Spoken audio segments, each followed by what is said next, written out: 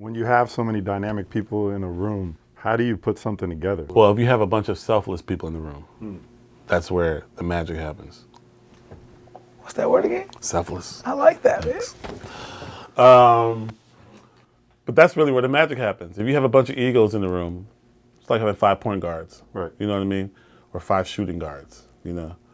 But when you have people like Terrace, myself, and Pharrell or Herbie or whoever's in the room, great things can happen because everybody's open. You know what I mean? You're open to suggestions. You're open to this. You're open to that.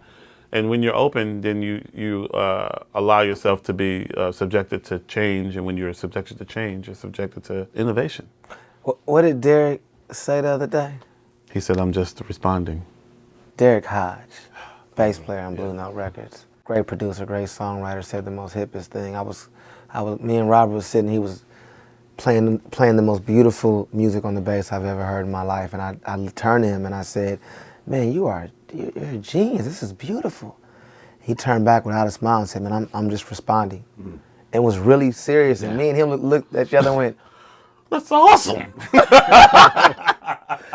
That taught me so much, you know? I believe there's 2 words that are the reasons for the music evolving and things being innovative. And those 2 words are fuck it. That was deep. Somebody had to say fuck it. There's always the Yeah. norm. Then somebody says, fuck it. That's real. I'm going to do this.